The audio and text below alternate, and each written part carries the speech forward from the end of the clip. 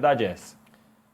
Pois é. Bom, quem não está com chance de transfer ban nem nada e vai muito bem, obrigado, é o Flamengo. O Jorginho é o reforço único do Flamengo para esse Mundial.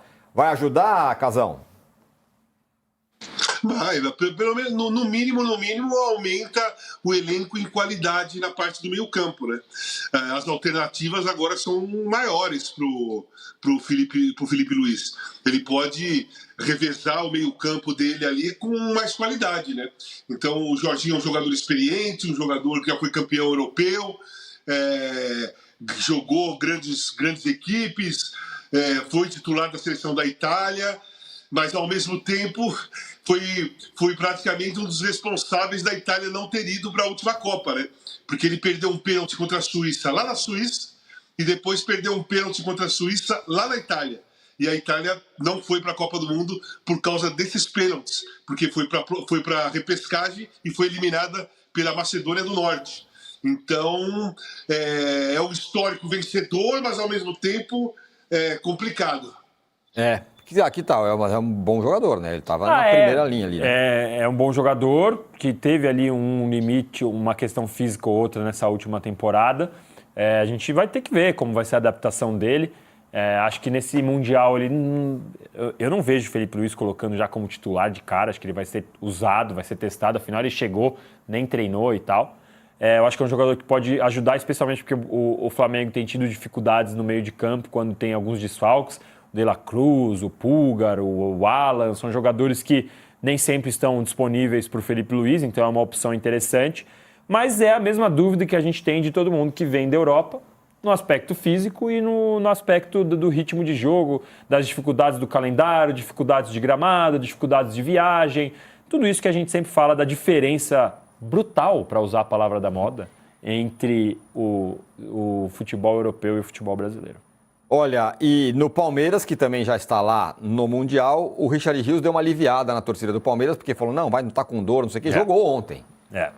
Richard Rios tinha tido uma dolorcita, como eu disse o técnico, que tá mais para um miguecito, pode falar assim, será? O Richard Rios vai ficar bravo? Mas pois tá bem.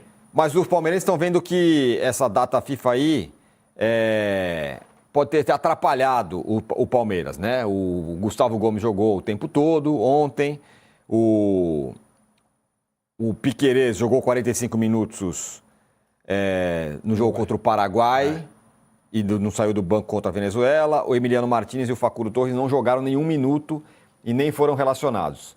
Então, eles vão viajar para os Estados Unidos agora. Por que eles podem teriam atrapalhado? Não, acho que é mais uma questão de ter disputado. O Richard Rios teve essa dolorcita aí que todo mundo ficou preocupado. Será que ele vai jogar? Não vai jogar?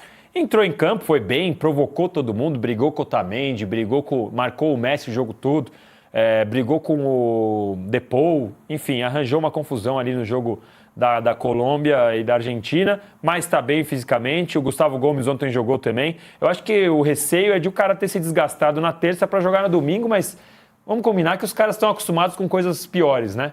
E ainda mais, vamos lembrar aqui que a Leila vai colocar o jatinho dela à disposição. Isso. O jatinho agora, inicia a viagem agora, que vai sair aqui do Brasil, de Guarulhos. Vai ter o Estevão, vai ter o Gustavo Gomes, depois passa no Uruguai para pegar os uruguaios, depois bate na Argentina para pegar o Richard Rios, e aí vai direto para os Estados Unidos, todo mundo muito confortável, com o massagista do Palmeiras, que estava na seleção brasileira também. Então já adianta um pouco o processo de recuperação. Palmeiras que ontem fez o primeiro treino nos Estados Unidos, correu no gramado, Paulinho treinou tudo normalmente. Então acho que, assim, tem esse receio do desgaste, mas acho que tem tempo suficiente para se recuperar e pela grana da Leila tem capacidade de se recuperar muito bem no jatinho particular. Agora, que tem a data FIFA, esse calendário brasileiro é louco e tudo mais, né, Casão? Olha, a estreia dos brasileiros está aí na sua tela. Aí. Palmeiras estreia contra o Porto no domingo às 7h. O Botafogo encara o Seattle Sounders no domingo às 23h.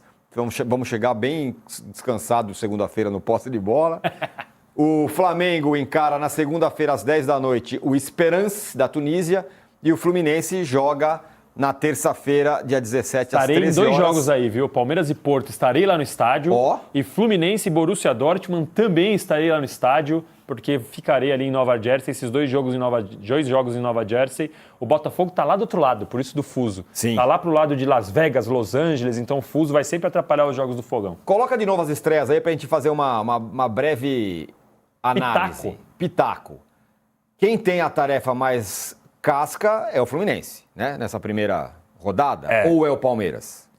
Não, acho que dos europeus o Borussia é melhor do que o Porto, mas são jogos difíceis, especialmente pela questão da estreia, do nervosismo. O Palmeiras perdendo do Porto, ele basicamente dá adeus à chance de ser primeiro do grupo e vai jogar 2 finais. Contra o Inter Miami acho que é um pouco mais fácil, mas contra o Al-Ahly é difícil. O Palmeiras jogou 2 vezes já com o Al-Ahly, perdeu uma e ganhou outra, recentemente nos últimos mundiais, então mostra que não é exatamente uma carne assada, mas para mim o Fluminense tem a tarefa mais difícil. Eu vou dizer que o Palmeiras tem a tarefa mais difícil e vou explicar por quê, Danilo. Não porque o Porto seja melhor que o Borussia, acho até que nem é.